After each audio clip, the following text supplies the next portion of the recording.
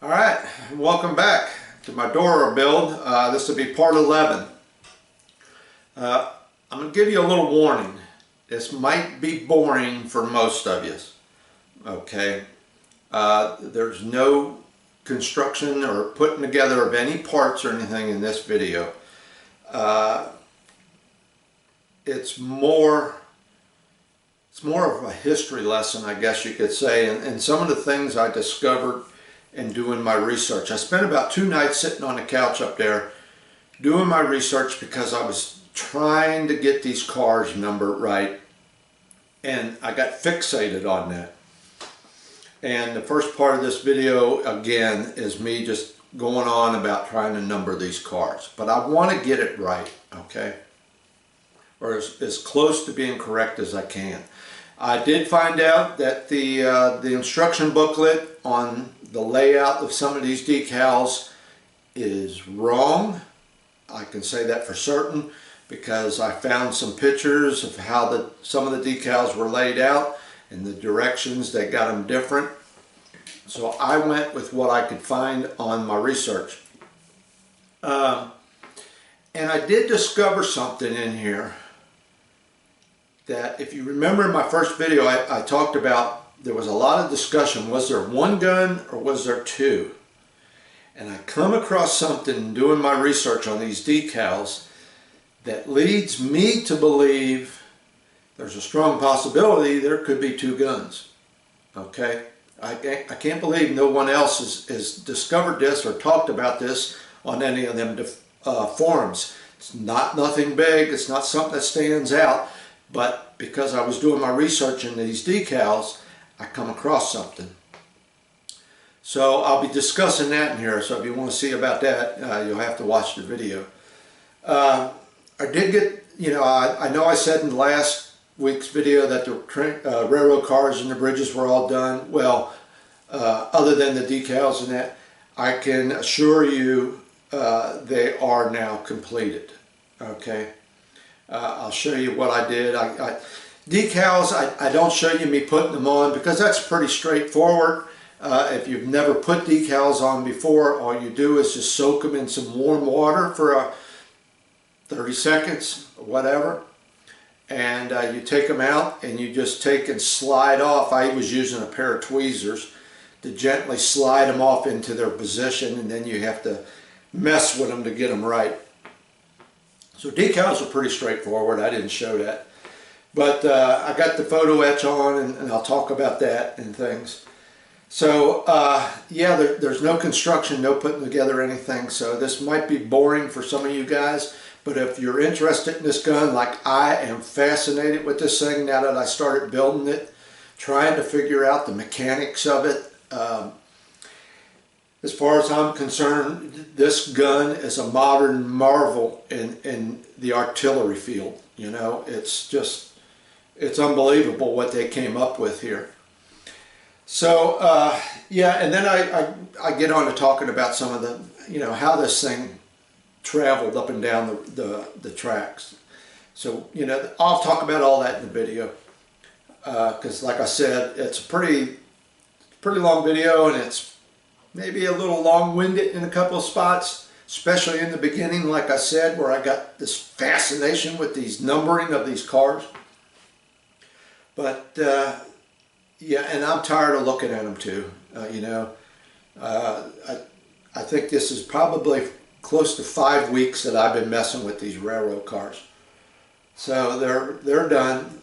They're going to be put in the other room on the base, get them out of the way, and then next week we will get in to working on this main bridge section. That's the next step. All right, so I think that's about enough. Like I said, I love to babble on. I don't get to talk to anybody but me and the dog and the wife. So let's get this camera turned around. I think I said enough because I'll be talking enough in this video. So let's go. Let's get over here to the table, and I'll show you where I'm at. All right, here we are. We're back to the decals. That's where I ended up last week's video. So I got on the internet and I did some research, got some really good pictures of the real gun, but not enough to tell me what these here 4 cars are numbered. Okay, and I'll show you why, because I ran into it's confusing. These bridges are correct from what I can tell. This is number 1, this is number 2, number 3, and number 4. And the reason I say that is because I got some clear shots of I think 2 of them that tells me those are numbered correctly. Okay, now, and once again it goes to what I was saying last week, is you got, the way I got it laid out, even numbers are here, and then all of a sudden odd numbers are here. But these numbers are correct. I'm not worried about them. I did figure out that this was number 1. And according to the directions here, if I go off of the sheet of plans, they show you here, that would be this one is number 2. So it just seems to follow 1, 2, and then 3 and 4. Now here comes, how do I number these? Okay. So what I done, like I said, I kept all the even numbers on this side and the odd numbers on this side. And I just can't see them. I can't read what they're telling me them numbers are down here. And like I said, they're nowhere in the directions. And why am I making such a big deal about this? Well, I want to try and get it right.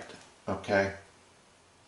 And if you're not interested in watching 15 minutes of me trying to explain this, just skip ahead. Alright, so I got on the internet, and I'm not trying to steal anybody's copyrighted pictures, you know, I'm just using this for educational purposes, but these are all over the internet. I don't know who they belong to or what. But I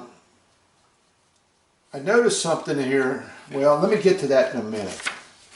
Let me show you here, okay? This would be my right side. Like I said, I got the gun going to be pointing that way. So this is my right side, this is my left side. And I can see from reading this here that says right front, right up here, right front. Am I in view? Right front. And there is one of the bridges marked number 1. So this is the right front, there's bridge number 1. So that tells me I got my bridges in the correct position. And now you say, well, maybe that could be 1, 2, 3, 4, but there's another picture here. Let me find it. It's a real clear picture I got. Let me see it. I gotta find it. There it is. It's this one here. Alright, now they're assembling the gun here. And this is the inside of one of these boxes. Let me show you this. Let me move some of this stuff out of the way. Let me see. Let me get this turned around right. I think the way they're showing it here is like this. Now this is backwards the way I got mine set up. This is the front. But they're showing this box here, left, rear. And these boxes, they give them to you in the kit as one piece. Well, they're actually 2 pieces in real life that get bolted together in the middle. And what they're showing me is this box right here, left rear, would be this side right here. Okay? So I'm only looking at half of this because they don't have the other half of this bridge on. They just got that one box. And from positioning everything like that, I can see this bridge which is the left rear, this bridge is in the back, it's number 4. And I got that correct, number 4. So my bridges are correct. All right. Now, I'm looking up here at the right front, it says there, and there's number 1 on the right side. Wait a minute, on the left side, yeah, on the left side. So that, see, they got the gun facing the other way. So I would turn it like that. Okay, I'm back. I had a brain fart there.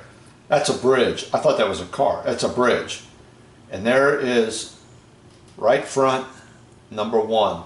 That's number 1. So like I said, my bridges are correct. I got that figured out. But I just can't get a clear shot anywhere of any of the pictures. Here's a very clear picture that pops up. Okay. Left front. I cannot read that car number, which would be left front, this one right here. Okay. I can't read that. It looks like a 2, but it could possibly be a 3. So that really screws things up. Is it a 2 or a 3? I got it as number 5. It just don't, I can't get a clear shot of that. All right. But what really confused me here was when I was looking at this one, okay, like I said, this is correct. This is number 4. Well, they got this car right here in the picture, right there, plain as day, number 4. That's a number 4 right there. I got it as number 7. I cannot come up with a combination of any way, shape, or form to wind up with that car as number 4. You know, if these are correct, 1, 2, and I would suppose that that's 3 and 4, how do you get 4 over here? I just can't come up with a combination. You can't go 1, 2, that would be 3. I don't know how they did that. But there it is, plain as day.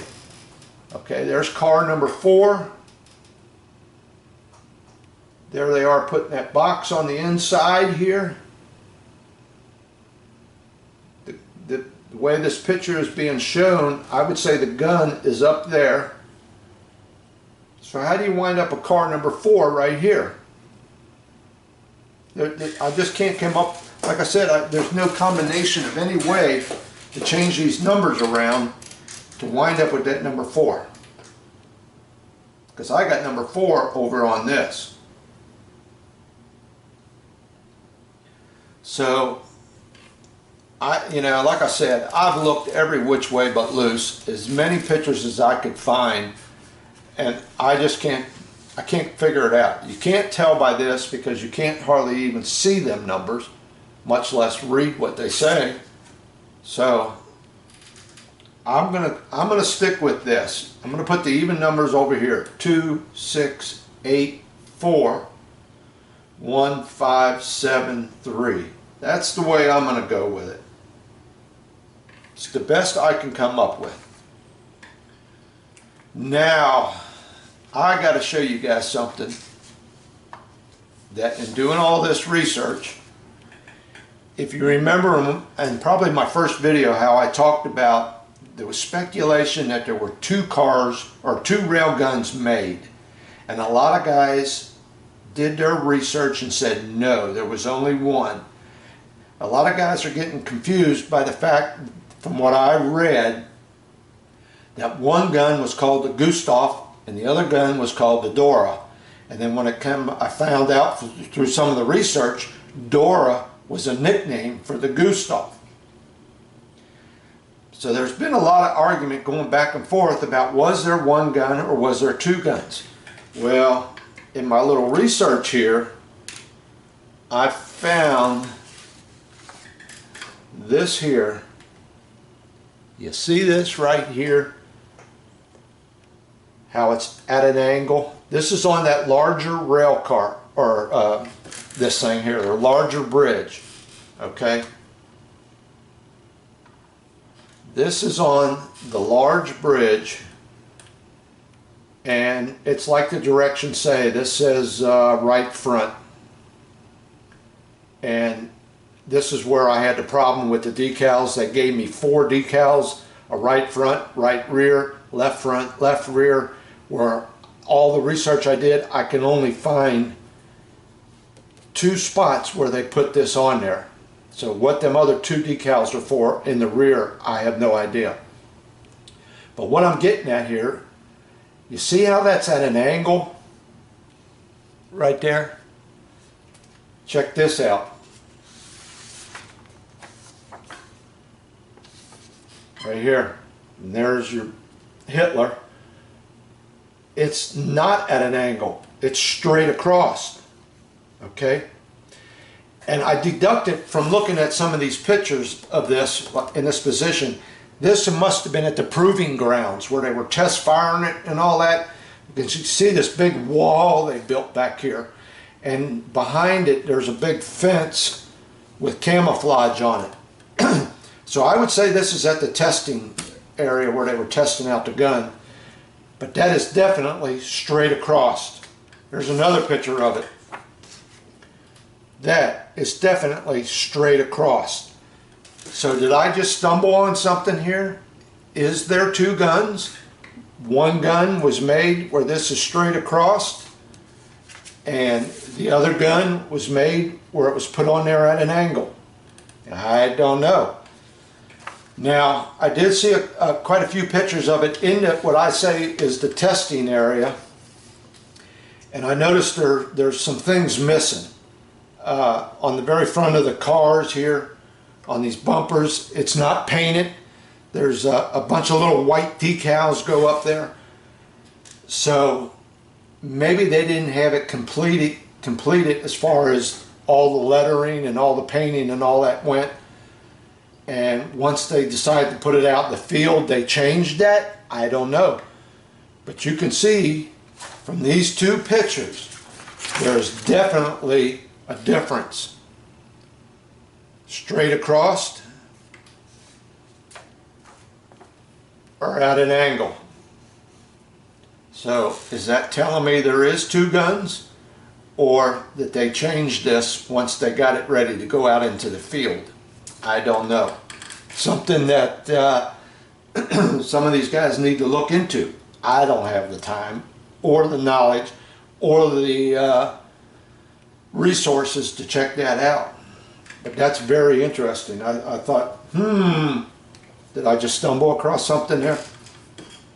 Alright, so I'm going to go ahead, get started on my decals. I'm just going to have to take one car at a time, get me a little container here filled with some warm water, and start getting these on here. So I will be back. I'm going to just leave my numbering the way it is. Like I said, and I know I'm repeating myself, the bridges are correct from all the pictures I can see. And from the directions, this is number 2. And I can tell from some of the pictures that this is number 1. The rest is just up for grabs. I'm going to go with my method, even, odd. Okay, I'll be back. I'm going to get some decals on. Okay, is anybody else tired of seeing these railroad cars? I know I am. All the decals are on all the cars. All those on both sides of everything, and all of these. Now I had some problems with their decals, which we've been discussing. Let's take this one here first. Alright, now the book of directions, where they got the call out over here on this one side for these bridges, they show, let me get my pointer. Hello, pointer. They show this decal, which says front, right there, that's German for front or head, whichever way you want to look at it. And this one here, which has also got that word written in there, they show these two being placed back here in the back in the book of directions, because here's the steps, and that's the way they're showing it. And I thought, well, wait a minute, if that says front, what's it doing in the back?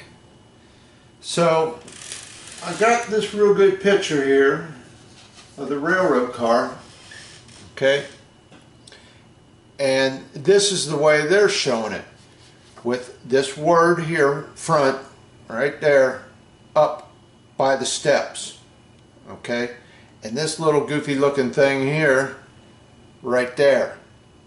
So the directions have got them placed in the wrong area. The directions got them going back here. I put them up here like this, okay.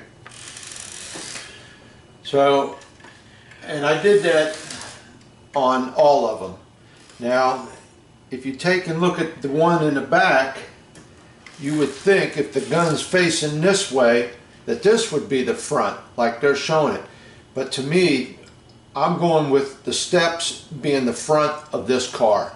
So back here, I put it on this end because to me this is the front of this car, even though it's facing in the opposite direction.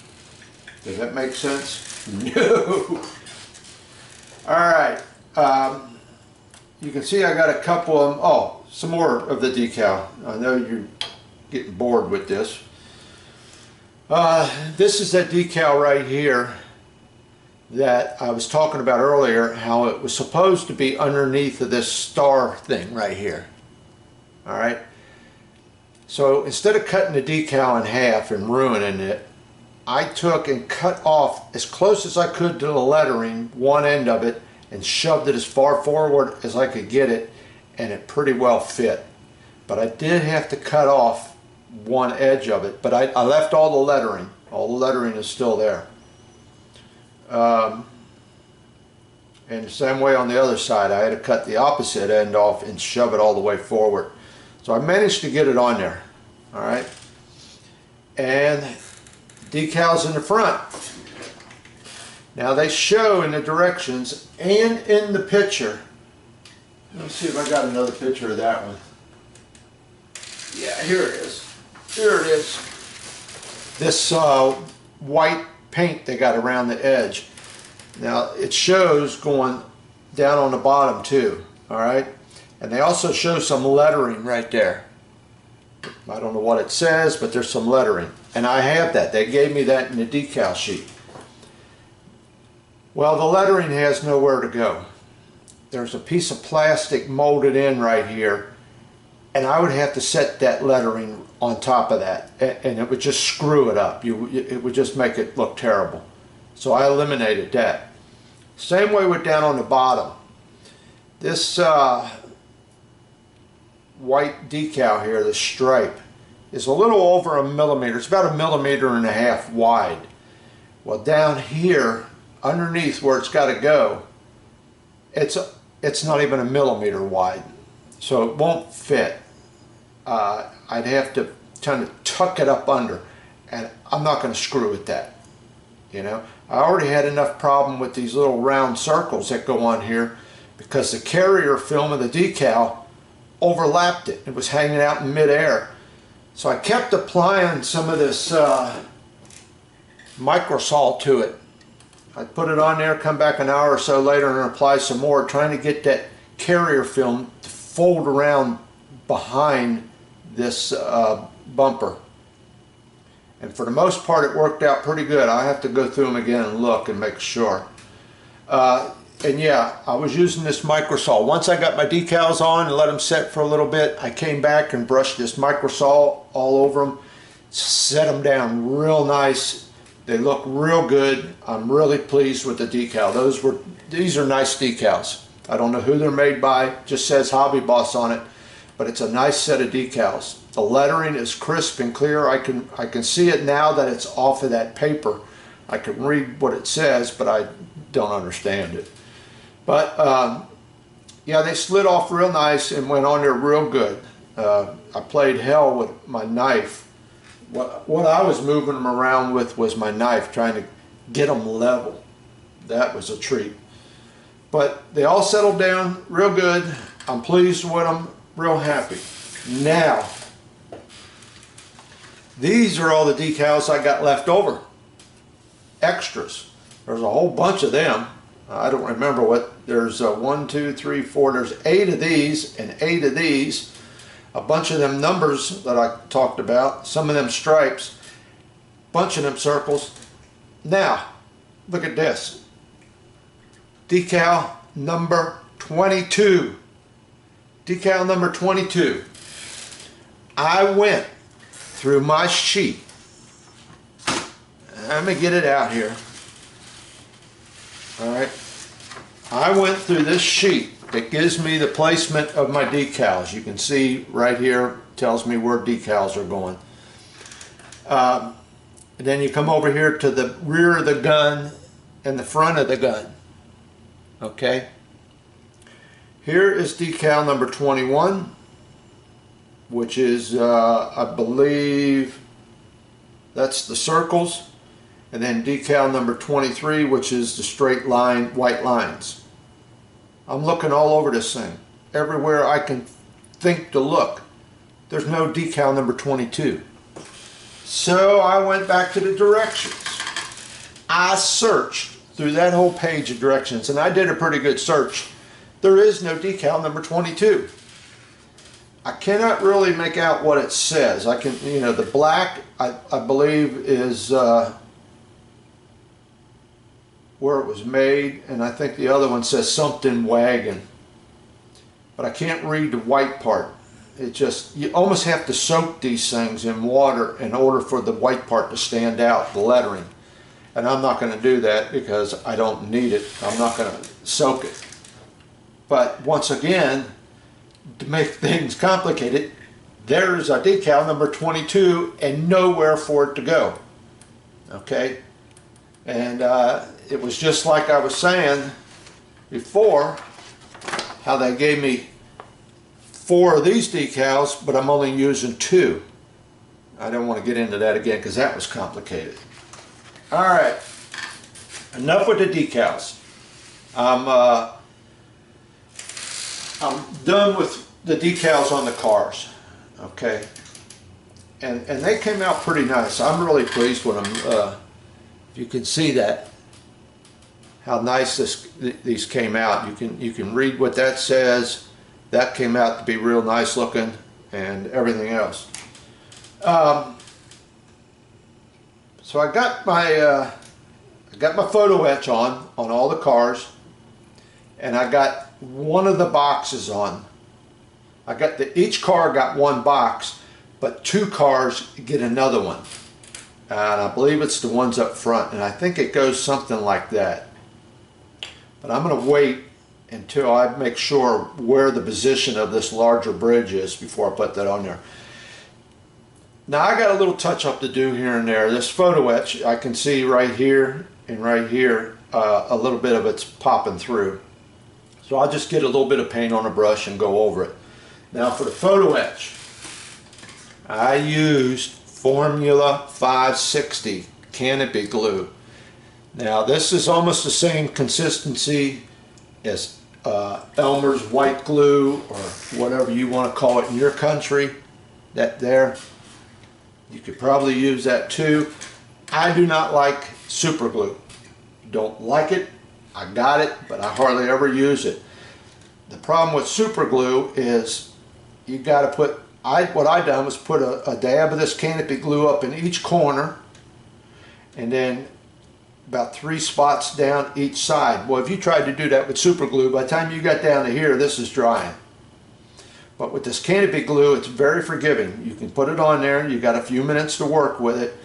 Get my photo etch down in there, and then if any of it squeezes out, you just take a little Q-tip, which, yeah, I got one right here. You just get a little bit of water on it, just make it damp. You don't have to get it soaking wet, and then go over it and clean up any that you might have got on the outside here, and it's real forgiving like that, and then it dries clear. You can't even tell I got it on there.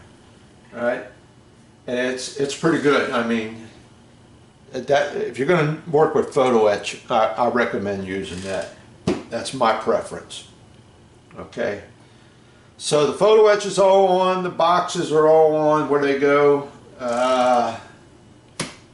and all the decals are done. And yes, I did snap one of them little pieces. I don't know which one it was, I don't remember. I think it was one of my last ones. It was probably that last car. I was putting a decal on, went to move my hand and just bumped it, and it didn't break it completely off, but it bent it back. I managed to get some glue on it and straighten it back up and get it back in its position. But yes, one has been broken.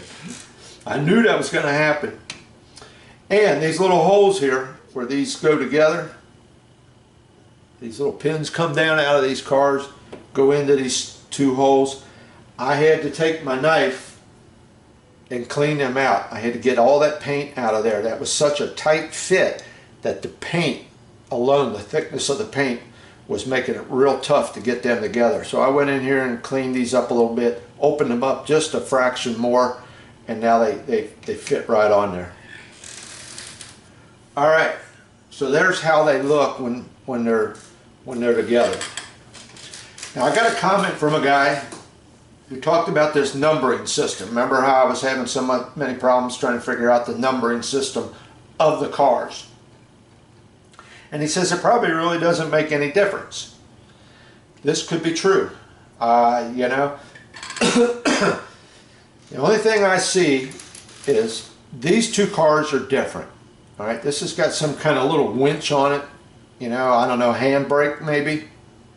And this one's got a handbrake, but it also has this winch. So this is the way my gun's facing. These two cars are up front, okay? And this one with the winch on it is on the left side. Now these two in the back here, they don't matter, okay? Because they're both the same. There's nothing that distinguishes them from one another. They're both the same. So actually you could, you know, move these around. And these four cars here, the same way. There's nothing different about them. The only thing you have to pay attention to is that slope right here that's on the front. That has to be to the inside. So you can mix up these four cars any which way you want. The bridges, the only thing you have to watch out for them is that the railing has to be on the outside. So this one has to be over here, or you could turn it and it could go over there. All right. But I tried to keep the numbering system a little kind of, you know, in order. So I got 1 and 3 and 2 and 4. Now, like I was saying, the guy did come up with a pretty good thing about talking about the way these cars were numbered.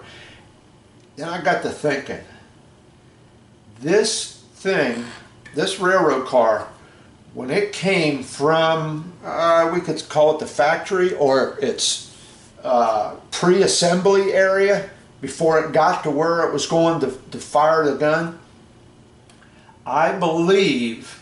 And let me get this set up. Let me get it set up first, and I'll show you what I'm talking about. Here's the problem I have is there's couplings up here to hook up to a railroad car, but none back here.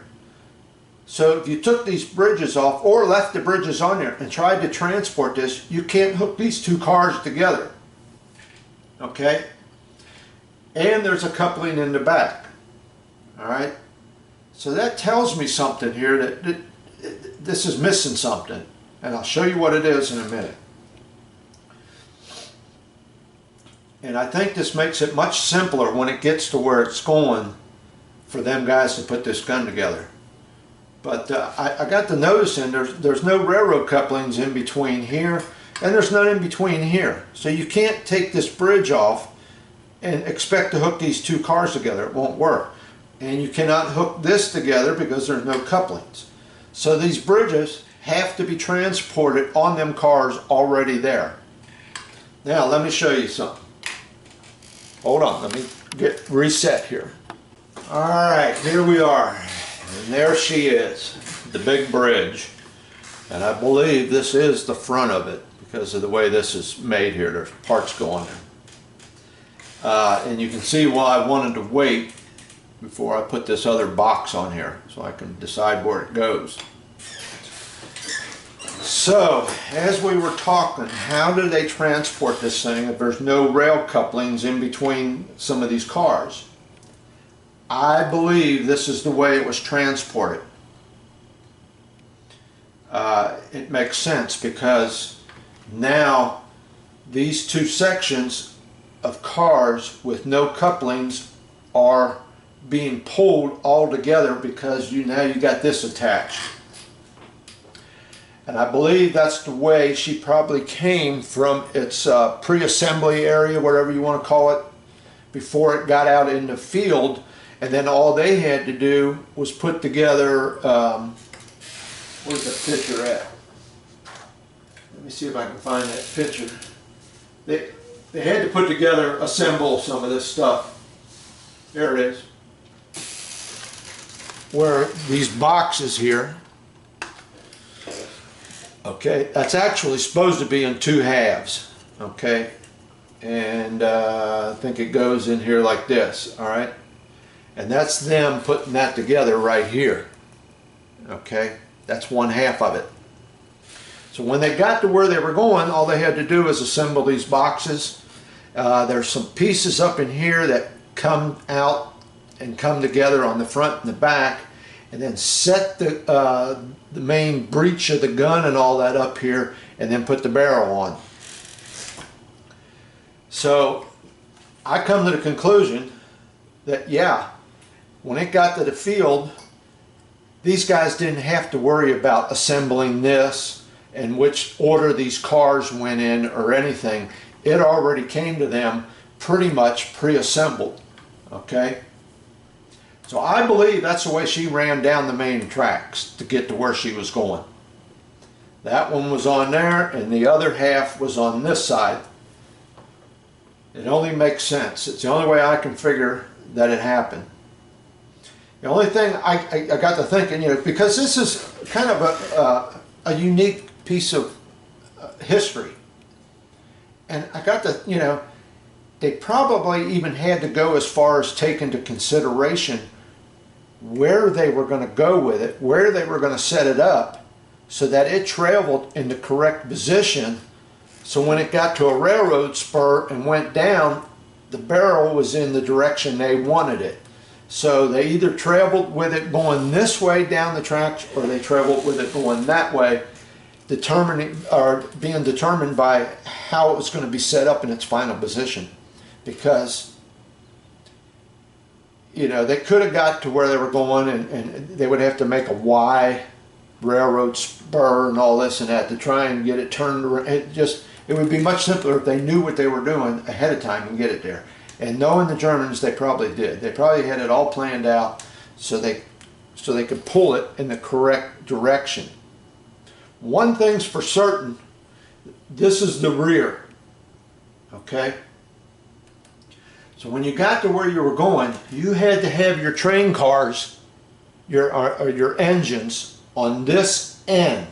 And why? Because there were box cars that came along with this that had the ammunition in it. And the way I understood, they were climate controlled. Now, I don't know what they had, if they had air conditioning or what, but they were climate controlled box cars for that ammunition and that gunpowder.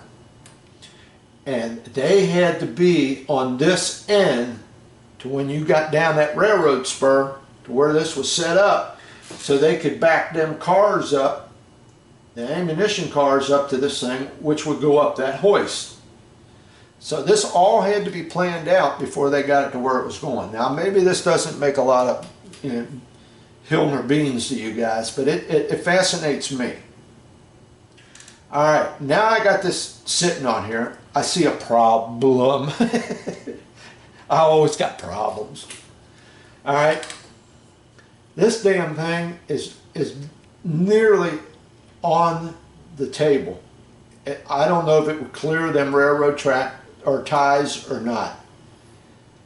But that's not the only problem. It's sitting right on this car. You see this angle here on this car? Right there? This part right here is sitting on that. Well, it can't travel down the railroad tracks like that. It can't be rubbing on that. And it is sitting directly on that photo etch. Okay? It cannot do that because even though there's a little bit of a swing here, I would imagine they probably took this outside railing off when they transported it so it can swing around, because this is pretty long. It's going to have to go around some curves, but it cannot be sitting on this. It has to be able to turn. So I'm going to have to come up with something to raise this up, probably, I'd say probably a millimeter and a half, to get it off of that photo etch, get it off of this car, and raise this up. So I see that coming ahead, where that's going to have to be done. It's going to have to be brought up, probably closer to 2 millimeters. I don't know, I'll have to look at it. But I can see that coming ahead. That's one of the reasons you dry fit. Okay? So, I just got a little bit of touch up to do on this. I was using my pen. I got most of my wheels all done. Okay, see the chrome? I got that all done as far as the major part. Now I have to go in and touch up along this the ridge of this the flange there, or whatever you want to call it. That's where I'm using the 1 millimeter at. I used the 2 millimeter for the most part, and I have to come in with the 1 millimeter and get down in that edge. Now, I had a little problem with these pens, but more problems. I got 2 cars pretty much done, started on the 3rd one, and it acted like it was drying up. Like I couldn't get no more out of it. And I know you can take and pump it. Okay, you can. Let me see here. Let me get some. Anyway, you can push down on the end, pump it, and get more that stuff to come out. That wouldn't even help. It just was acting like it was dried up, and I thought, come on. I only got, 2 cars done, and I've got to get another pen. I thought I'll have $50, $60 in pens. So I thought, well, wait a minute. Maybe this tip is drying up, So I took it, and I was going to try and clean it off. I was going to try and clean this tip off, and I grabbed a hold of it. I was going to turn it, and it comes right out. Okay? You can turn this tip around. Okay? You can use this end, turn it around, or use the other end. Now it's coming out pretty good. So I think what the problem is, the tips are drying out real fast. Hold on a minute. I had to sneeze. I'm back. So I think that tip was drying out. And so I finally managed to get through it and get the 2 millimeter pen used. Then I come along with the 1 millimeter, and I was doing real good, Oh yeah, once I turned that tip around, then it started acting normal again until I almost got to the end, which was drying out again. But I managed to get through it. Then I took my 1 millimeter, was going on inside the edges of some of them, and it started doing the same thing, acting like it was drying out. I just couldn't get no chrome out of it. But this one here, I don't see it turning around. I don't know. I'll pull on it here in a little bit. But I put it away, let it set, let some of that ink get in there, and maybe resaturate it. Now they say, and I've heard guys say this, you can get refills for this. Okay. Well, I took this one here, and it looks like, hey, maybe screws on there. I can't get that apart. I don't know how you would buy a refill and put it in there. I don't know. Unless, unless you pull that tip out and feed it inside there. It could be. Yeah, I'm onto something there. So anyway, I'm just about done with these cars. As soon as I come along and touch up some of this on this edge, I'll be done. Then I'm going to wait. I'm done looking at them. Okay, I'm done playing with them. I'm going to put them away, take them in there and set them on my base, and get on to this half of the gun. And then I'll come back later and I'll do some weathering. Okay, I'm going to weather up and down around here a little bit, you know. Maybe do something with these wooden boards that are up here. Hey, I'm losing my voice. Let me get a drink of water. Oh. And yeah, it's water. But I'll come back later because, like I said, I'm tired of messing with these things. It's been 4 weeks, and they're going to get set aside, and then when it comes time to weather, then I can weather all along the bottom and the bottom of this, and then I can take this and dull coat it, put my dull coat on it.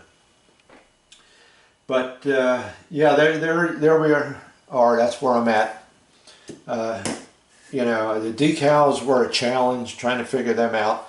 I believe, like I said, I got these right because I went off of the real pictures. The directions had them bass-ackwards, and the directions had a bunch of things screwy, you know. So, all right, I know it was more of a history lesson than putting anything together, but I was just trying to figure out how they move this around with no coupling, you know. So I believe this is it. I'm pretty sure she came to the site mostly all together. They didn't have to mess with them cars. They didn't have to mess with none of this. All they had to do was put half of that box on this one, put half of the box on the other one, bring them together, put these two pieces up front here together and these back here together, and then set the carriage on there and the barrel. And the barrel didn't come in one piece either. It came in a couple pieces. Actually, if you guys are interested in this, just let me babble on. If you don't, that's okay. But actually, when they got to the site, there was another set of rails, a single rail that went along the outside. Now, it didn't go for the whole thing. It just went to where they had to put it together. And it was for a crane. And that crane ran on a railroad track, one single railroad track, on both sides of this thing, that they could lift up the parts, bring it down, put it in place.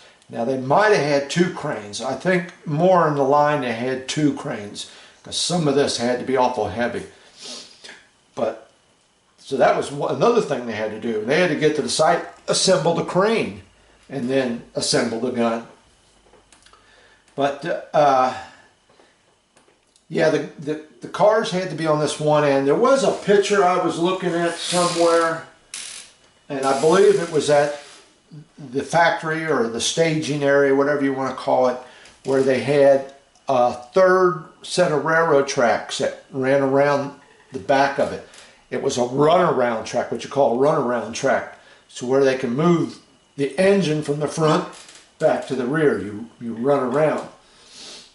But I don't think they did that out in the field. They could have, I don't know, because most of the pictures of the gun are when she's in pretty much her firing position away from where they would have put it together. So I don't know what really went on. I don't know if anybody does. I don't know if they went to the effort to put a 3rd track in there so they could run the train car around. They might have. They might have. It just doesn't show up in any of the pictures when it's out in the field. Okay, like I said, I'm sorry about that. That this was more of a history lesson than doing any model work, but this is all part of the model work. You've got to study this thing. You've got to figure this stuff out. How did this gun work? Why is this here? Why are they doing this, And like I said, dry fitting this together, I already see I got some problem here. I got to get this raised up. That has to come up a little bit. Okay, that's it. That's it for this section. We'll see where we're at once I upload this to my video thing and See how much time we got. If I got any more time, we'll get into something else.